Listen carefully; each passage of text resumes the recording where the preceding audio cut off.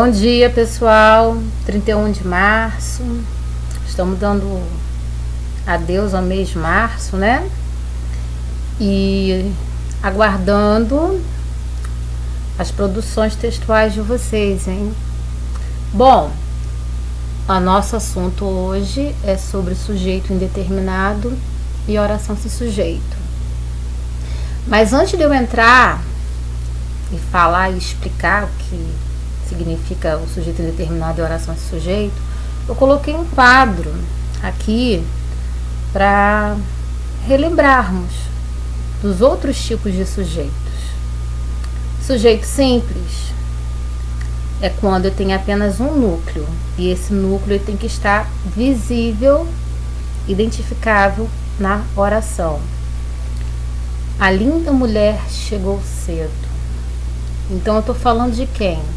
Da linda mulher. Então a linda mulher é o sujeito simples, porque eu estou falando de apenas um núcleo, a linda mulher. Sujeito composto, duas palavras, dois núcleos. O menino e a menina chegaram. Quem que chegaram? O menino e a menina. Então, sujeito composto. Indeterminado. Eles escondido no verbo, né? Chegaram cedo à festa. Quem chegaram cedo à festa? Eles, mas eles quem? Pode ser eles, as meninas, os meninos, os amigos, os pais, enfim. Eu não tenho um sujeito determinado. Pode ser várias opções aí. Por isso que eu digo que o sujeito ele é indeterminado. Sujeito oculto, elíptico ou desinencial. Eu, tu, ele, nós, vós, escondidos no verbo. Esse tipo de sujeito, ele não vem na frase, ele não vem na construção, ele não vem na oração. Nós identificamos através dos verbos. Chegamos cedo à festa. Quem chegamos cedo à festa? Chegamos significa o quê? Nós. Portanto, sujeito oculto. Cheguei cedo à festa. Quem cheguei cedo à festa? Eu cheguei cedo à festa. Portanto, sujeito oculto. Inexistente, oração sem sujeito. São sujeitos que vão estar assim, eles não vão estar presentes na frase, né?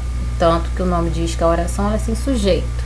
Só que eu tenho assim, algumas características. Eu tenho fenômeno da natureza, choveu muito ontem, o verbo haver com sentido de existir, havia muitas pessoas lá, fazer, tempo decorrido, faz 2 anos. Então, quando eu tiver essa característica de verbos, fenômeno da natureza, verbo haver e verbo fazer, eu terei uma oração sem sujeito. Mas vamos progredir, vamos para outro slide, que nós vamos ver melhor o indeterminado e a oração sem sujeito. Vamos lá. Sujeito indeterminado. Como reconhecer? Como eu falei antes para vocês, ele não vem visível na frase, porque a gente pode ter uma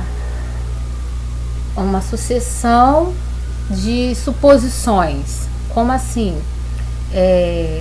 Ele pode vir ou como terceira pessoa do plural ou terceira pessoa do singular acrescido do si, né? Mas eu não sei de quem eu estou falando, não sei de quem está se falando. Então eu sei que está se falando de alguém ou de outras pessoas, enfim. Então quando eu não tenho aquele sujeito determinado, eu vou dizer que ele é indeterminado. Não aparece na oração e não pode ser identificado. Verbo da oração na terceira pessoa do plural, partícula si, como índice de indeterminação do sujeito. Exemplos: falaram mal de tua namorada. Então ali, gente, pode ser eles, pode ser elas, os amigos, enfim. N suposições de sujeito, mas como eu não sei, sujeito indeterminado. Morre-se de fome ainda. O si é uma partícula. Essa partícula ela é um índice de indeterminação do sujeito. Eu também não sei de quem vai morrer de fome. Portanto, quando eu tiver essas duas estruturas, o verbo na terceira pessoa do plural, o verbo na terceira pessoa do singular, mais o se, eu vou dizer que eu tenho o quê? Um sujeito indeterminado. Oração sem sujeito. Bom, como eu falei com vocês lá no nosso primeiro slide, nós temos o verbo haver com sentido de existir, verbos com fenômenos na natureza, o verbo fazer, né? E tem outros também aqui, ó. Haver no sentido de existir, fazer com tempo decorrido, fazer com tempo climático, ser, tempo, datas e horas, chover, fenômenos da natureza. Vou ler para vocês alguns exemplos.